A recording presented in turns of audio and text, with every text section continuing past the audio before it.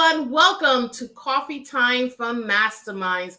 We are so happy you are here. We have an amazing guest talking about an amazing topic.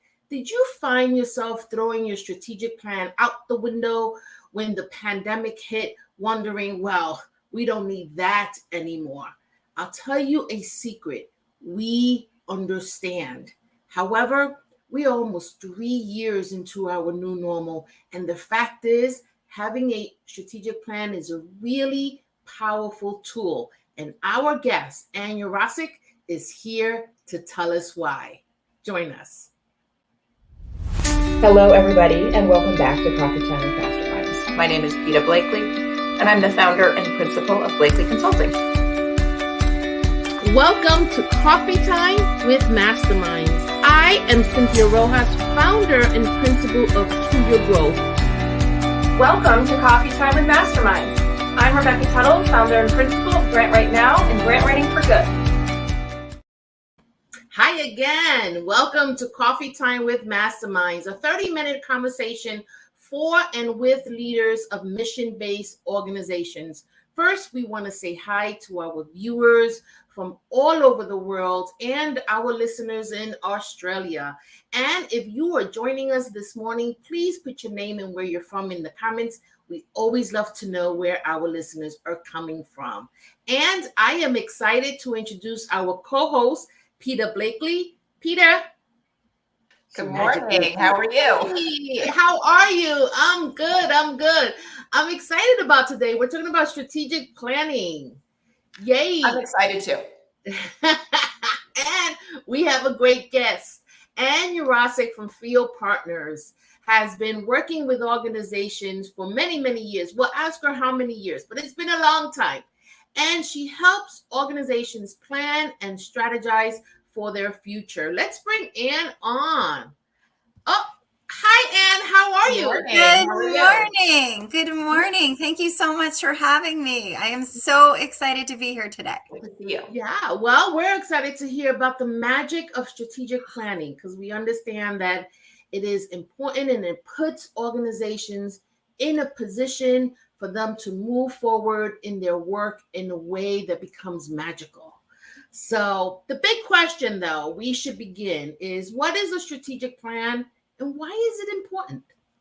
So first, thanks for having me. I think, I thought a little bit about this morning. 30 minutes is just not enough time to talk about something that I deeply care about and I truly think is a transformational tool for organizations. So what is a strategic plan and why would anyone consider doing it? A strategic plan is actually this document at the end of a process that really needs to be a roadmap for leaders and staff to move an organization forward. But I think it gets a little bit of a bad rap. Like, as you said, Cynthia, like people took these pieces of paper and sort of tossed them to the side at the beginning of the pandemic. And it's more important than ever now, as we sort of come into the after times, the new normal, for really staff, leadership, and particularly board members to really be on the same page about what is the future of the organization, what's the future of the work. And so, I'm a big believer in strategic planning as a way to really align leadership. It is a thing that you get at the end, but that process of getting there is even more important. Yeah. I mean, I have to admit that when you say strategic plan, I think of like a series of binders. Yes. But not like a living document, right? I mean, how do you develop a plan, or is that in the implementation? How do you make a plan that's a living document that's useful, that people are aware of and going back to? Yeah. So one of the things I was thinking about in this conversation was really how is planning shifting or changing kind of in this time? And I think one of the things that the pandemic has taught us is that organizations, in order to be resilient, need to be nimble, right? So we need to have a North Star about our vision and our work. But more importantly, we need to have a roadmap that can flex, that can recognize that there may be changes in the environment, and ideas that we had 18 months ago when we wrote the plan those might not work now, but we really need to have this agreed upon framework. And so I think in a lot of ways, Peter, like how is strategic planning changing right now? People are moving from what may have been really detailed operational plans, like we will do this, this, this, to more what I call kind of like a guiding strategic framework, which is let's double down and really be clear about our mission, our vision, our values. Let's get really crisp about what's the work that we do and our aspirations for that work and how our organization needs to evolve. But in some cases, what we're really seeing is that, again, because of the flexes in the environment, like it really needs to be those goals and strategies that are written in such a way that we can kind of flex how we live them on a day-to-day basis. But I think in so many ways, it's getting to that roadmap. That's really the journey. I love that. This idea of strategic plan should be able to flex with the times. I'm going to put that into the comments. And so back in the day, Peter, you're right. We used to get plans and they actually felt like some outside person developed them. And then we will all have this great retreat in this fancy place and eat great food and then put it on the shelf. Yes. And the strategic planning, to me, the strategic planning was the retreat. Yep. Well, and I think, you know, part of traditional planning, so if we go back 5, 6 pre-COVID times, you know, part of what we have to think about is who leads the planning process, right? So historically, we might have said that strategic planning is a board responsibility, and that in the nonprofit social sector, boards are responsible for planning.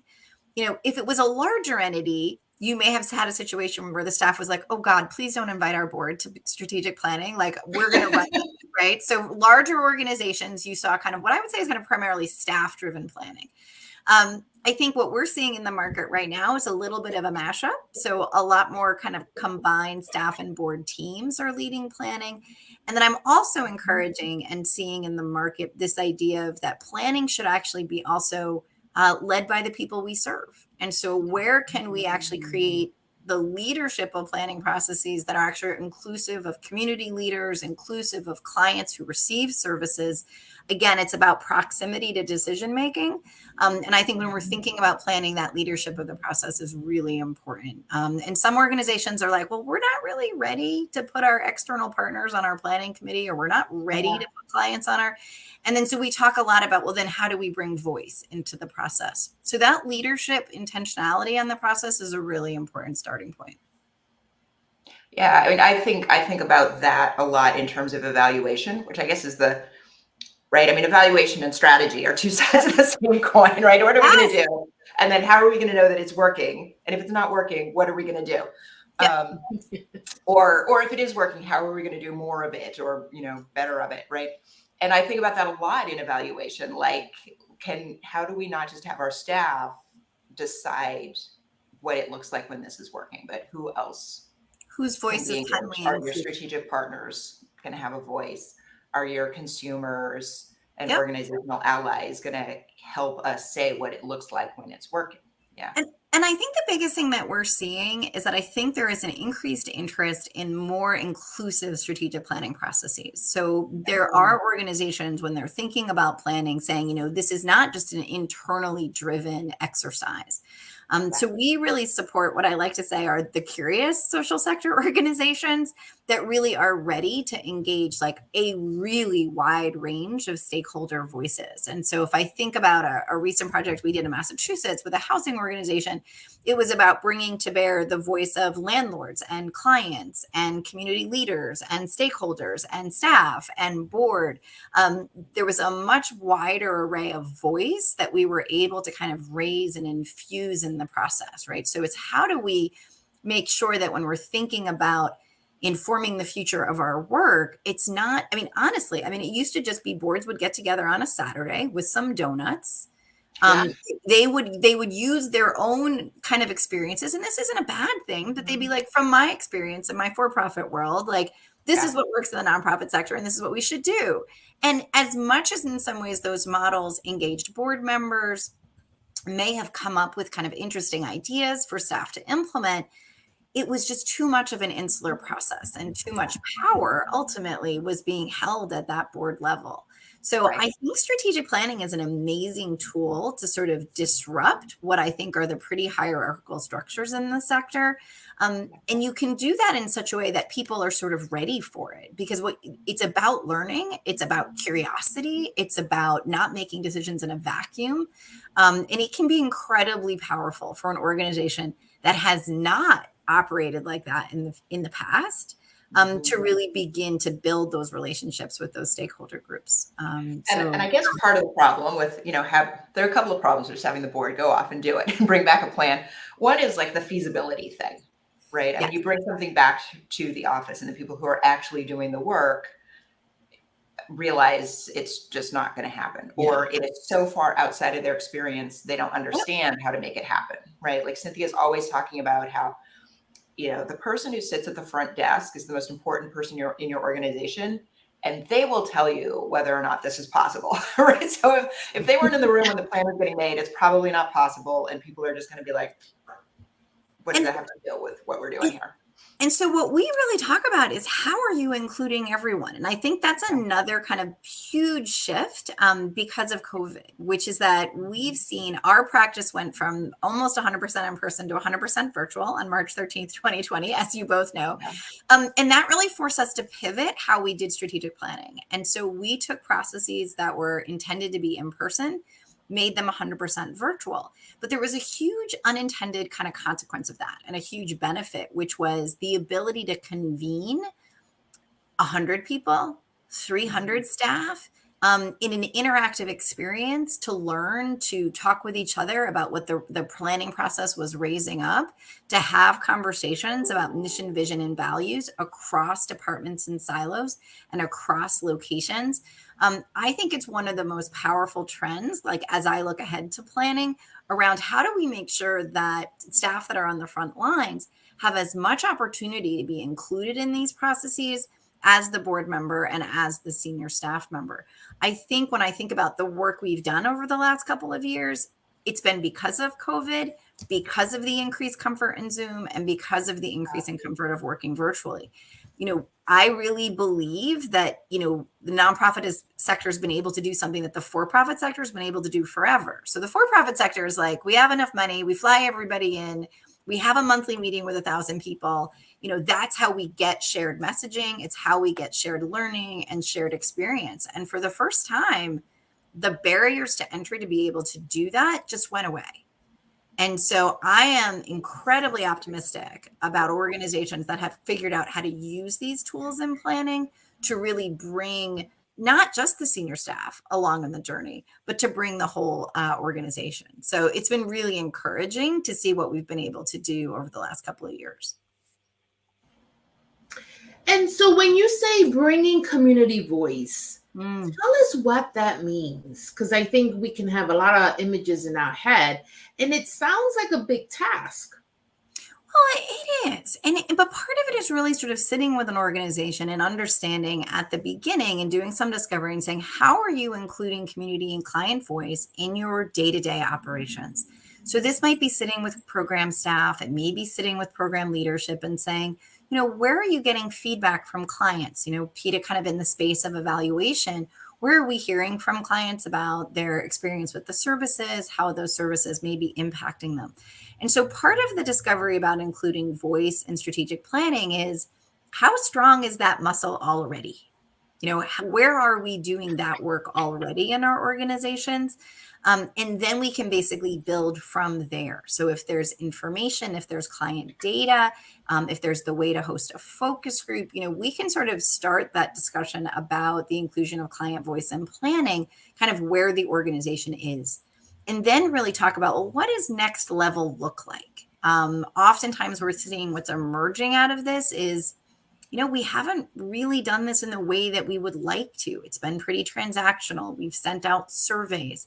And so organizations are coming out of planning with a stronger understanding of what's possible. How can we create a client advisory board? How can we create opportunities for clients to be compensated for their willingness to be an ambassador for our organization and in their communities? And so I think it's really interesting, Sin, that it's totally not a one-size-fits-all model here. And it really kind of starts where the organization begins in terms of its client voice. But I would think that PETA as well has some perspectives on kind of client voice and evaluation as in some ways the starting point for that. How are we engaging and including clients in our work? Yeah, and it's a similar process, right? I think we started out from a point where evaluation meant getting some information, extracting some data from the community or the client, right? And then we got to more participatory models where it was like, maybe we should ask them what they want to tell us about. Right. And the vision really is eventually, they're going to tell us what is worth measuring and how. Right. Yeah. And I think one of the things we're excited about is we do have some clients that are really ready to consider what I'm calling co-creation. So oftentimes, not I'm calling, generally is called co-creation. I'm not claiming that I have created co-creation. Just to kind of back that up. But it's this idea that in some ways, as planners, like we will often come to the table and say, we think the natural way to do this is to do a survey. Yeah. We have some clients that are ready to say, I don't know if it's a survey. Is it a survey? Is it a focus group? Is it interviews? Perhaps we could actually include those residents, those clients in helping to define the entire information gathering process, right? And that's a readiness because not every organization is there yet. But I do think there are organizations that are like, well, the consultants might think at this. And even on our team, I'm like, guys, that might not work. That really might not be the right fit for that community. And so how do we actually help a client build some relationships in a community or in a geography or in a neighborhood and talk about what does it mean to be supportive of what this organization is trying to do? But that's hard. And I have to tell you, I think most organizations are transactional with their relationships with community. They are not interested in long-term relationships. They are not interested in deeply listening and centering voice. And so this is a stretch. This is a stretch for some of our clients. But I think it's a muscle that can be built and should be built. And so, and I think planning is an awesome excuse to sort of start the process of really saying, let's deeply think about like, what does our relationship with the community we serve look like today? What would we want it to look like in the future? And how do we actually build that together? When I think about transformation, and I have no data to support this, but I find myself in libraries, a lot of libraries these days. And back in the day, you went to the library to take out a book or to read a book, to be there for a very specific reason. And now libraries are just like this amazing place to hang out in. Yeah. And in New Haven, Connecticut, they have this amazing library. It has a cafe inside of it. You could be there for hours. It has a balcony. You sit outside. And so that's one sector that probably listened to the people that it was serving to hear how they can best serve them. Because libraries, I think they were dying at one point or had the threat of dying, especially when now you could get a book online so fast you don't have to leave your house. Absolutely. I had the pleasure of doing a substantive amount of library planning kind of in the 2008 to 2014 stretch. And then more recently, we did the strategic planning for the Providence Public Library. And again, this is this kind of existential industry threat, which was do books matter, right? But I think what's also awesome about libraries is those are really curious people. People who work in libraries and support libraries are really curious. So to your point, like talk about an industry that's open to information, that's really interested in hearing what patrons and community members think. And so all of the library planning work that we've done has deeply amplified the voice of community members. And I'm going to say one of the very first what I call kind of like external, internal planning committees was with a library a very long time ago, back into, I'm not going to name the date. I think it was like, and so people will often say to me, well, we can't put external people on our planning committee. I'm like, of course you can. Why not? Yeah. You can have board members, you can have staff members, you can have patrons. And they identified 3 community members that were not on the board to be on their planning committee. And so you have ways of taking these models and really saying, the way we used to do it doesn't serve us. How can we amplify community voice in this process? And I'm going to tell you, there's 1,000 different ways to do it, but you've got to actually have the intention to start with, right? And I think you're right in that libraries are naturally community oriented. If you've seen one library, you've seen one library. Like, the services in that library are responsive to the needs of the community. And so I think what's exciting is that I think libraries I'm going to agree with you, are a bit of a beacon for sort of a pre-COVID industry disruption, transformation of the business model. How did they pivot? We have also some awesome libraries in Connecticut, like New Haven, Hartford, Wallingford, all who did kind of amazing things. Like Wallingford has a giant like maker room in the middle of its library. There's like a 3D printer. Like they're very cool. Wow. Guilford, I go to the Guilford Library and they rent out games. Yeah, games, and it's like I don't remember instruments but I think what's amazing to me, and I'll come back to kind of the power of planning, is the willingness to learn.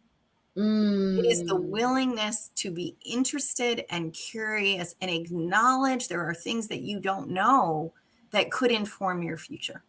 And if that's the voice of your clients, if that's how your industry is changing, we will sometimes get inquiry calls where people say, so we've booked a Saturday for our board retreat. We're ready to go. And it's in 3 weeks. And I'll say, but have you learned anything? What will you use to make What are you going to talk about? What are you going to talk about? Yeah.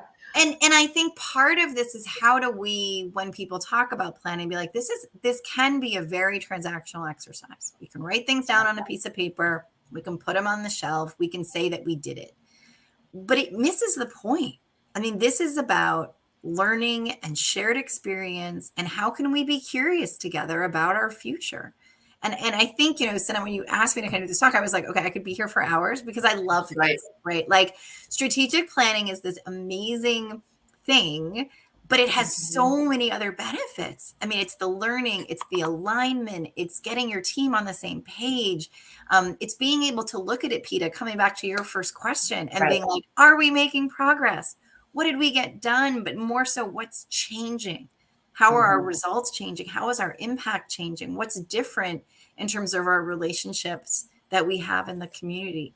There really isn't anything I love more than sort of seeing an organization work through some stuck points in a planning process. I mean, Cynthia and I will talk sometimes about a client that's stuck, but going through this process at a minimum moves people. It gets organizations unstuck.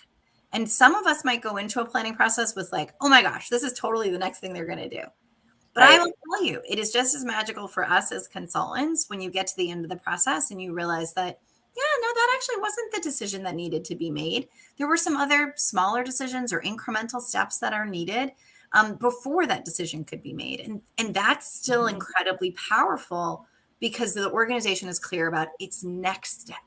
Maybe not the ultimate step, but what's the next step? And so I think I couldn't be more honored to do this work, because we know we're there at a stuck point sometimes. We know people get invested in this at a point that their organization might be really struggling.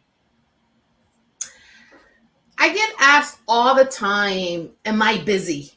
And I say, oh my, you're very busy. Why do you think we're so busy? Why such a uptick in strategic planning now? Great question. I think people are ready. I think people feel as if the crisis of COVID is declining. The crisis is the existential crisis. If I go to a meeting, I may inadvertently kill someone, is declining, which means that we are ready to re-engage. Not everyone is ready to re-engage, and we have to acknowledge that. And that's why some of the virtual tools are great.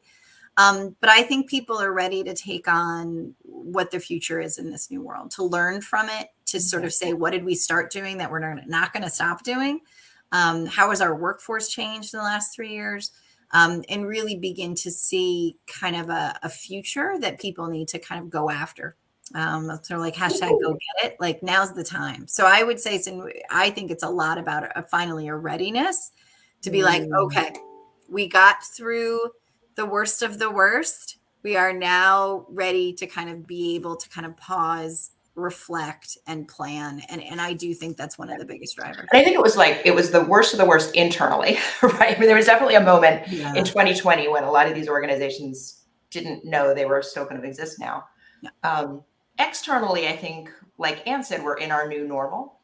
Yeah. And a lot of questions have been raised. And some of what we're talking about, you know, including stakeholder voice and not just letting your board decide what you're going to do, also has to do with questions of power and white supremacy and how organizations behave in community. And so maybe some of the appetite to do a plan is to recognize, like, we're a different organization with different values now, and Absolutely. in a different world now with a different openness to new ideas. And the other thing we're seeing is that if people had a really big push around DEI internally, kind of in the 2020, 2021, I mean, we're hearing from organizations a little bit of a pullback. We took some steps, we did some training. It's important to us. We're not exactly sure what the next steps are and how we're going to live this and how we're going to embed it. And is it a bolt-on or is it core to what we do? And so I was going to say another trend we're seeing is actually the integration of kind of equity assessments running either in parallel or next to strategic planning. So people are ready to kind of lean in as part of planning and reflect on what has worked in terms of our DEI, kind of building that capacity and muscle, and what are really our next steps kind of in that really makes sense. Yeah. I was talking to someone yesterday and I had to chuckle, who said, you know, I would love a plan that has 1, 5, and 10-year benchmarks. And I thought, 10 years. Now, there was a time where planning for 5 and 7 years was what we did. And the libraries did 10-year plans. So before 10 years ago, 15 years ago, libraries actually wrote 10-year plans. Look at that. And so what's the time frame now? Like, what do you recommend? Three? Yeah. I think it's 3. I mean, I think vision, mission, and values have a longer time horizon. So I will actually encourage mission, vision, values to be in that 5 to 10 year time frame, especially some of the bigger vision aspiration statements. Yeah. But in terms of the goals and strategies, like, I think you're looking at a 3-year cycle. It keeps people close enough to the work, keeps people clear about, we don't have to figure everything out, but we can sort of figure out what feels good for sort of like this stretch. I do think Fio has a tendency to write plans that are written for 3, and then people call us at 3 and say, we're not done yet and we need a little more time. And so they do 4 or 5. But I also think that's the power of the framework, right, Sin? So, like, what we often say is write this for 3 years. The goals and strategies sometimes are powerful enough that you can get a couple more years out of them because they're written at a high enough level. And then you're doing annual planning against the framework. So I think in some ways, again, Peta, come back to your first question, how do we make sure this isn't a binder? It's really embedding it in the management practices of the organization. But I think when if you write it for 3, but you write it in kind of a framework that can kind of maybe have an extended time frame, you can sometimes get to 5. But what I also say is that your information base by the time you're at 3 years is stale. Yeah. So what people thought 3 years ago about you is now no longer the case. And so if you're going to extend plans, like we're going to do an add-on for a year, I say just validate it. Like, do a staff survey, do a board survey, do some listening externally, just to make sure that it's still fresh and relevant, and that you're updating those strategies and tactics with some new information, because it's just old. And so I definitely am seeing some people in COVID not be ready to kind of ask all the big questions again. And so sometimes that incremental information base can be helpful.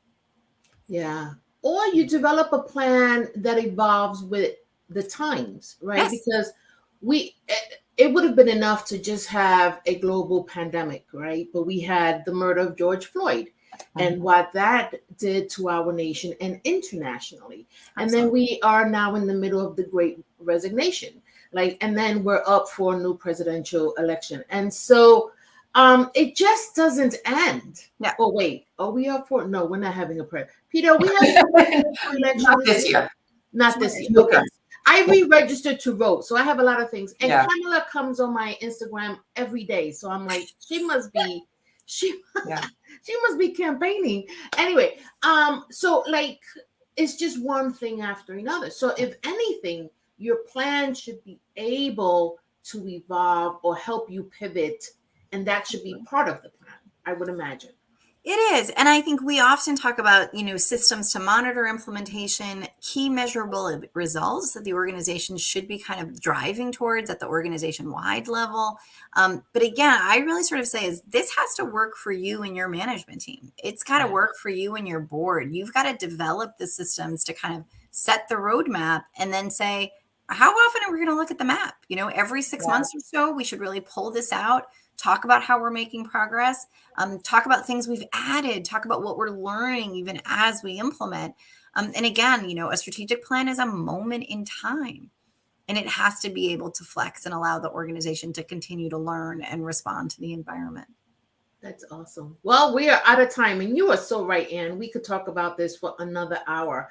But if someone were thinking about it, or if we have a listener that's a leader that thinks of plans as something you put on the bookshelf, what would be your words of advice? We often also have post-traumatic strategic planning disorder, where people have troubled strategic planning experience. So what I would ask people to do is put the strategic planning kind of methodology and stuff to the side just for a second and engage your senior staff, your board, your frontline staff in saying, what do we need to learn? What are we curious about? What do we not know today that should inform our future? And that conversation is the basis for the strategic planning work that should be undertaken. And so really just starting with learning and curiosity. What does our board want to know? What does our senior staff want to know if we needed to make decisions about our future? And that kind of generative discussion really should be the basis for launching into a planning effort. Yeah, thank you. Thank you so much. All right. And thank you to our viewers and listeners. And we will see you next week, same time. Take care. Thanks for having me. Have a great weekend, everybody. Bye.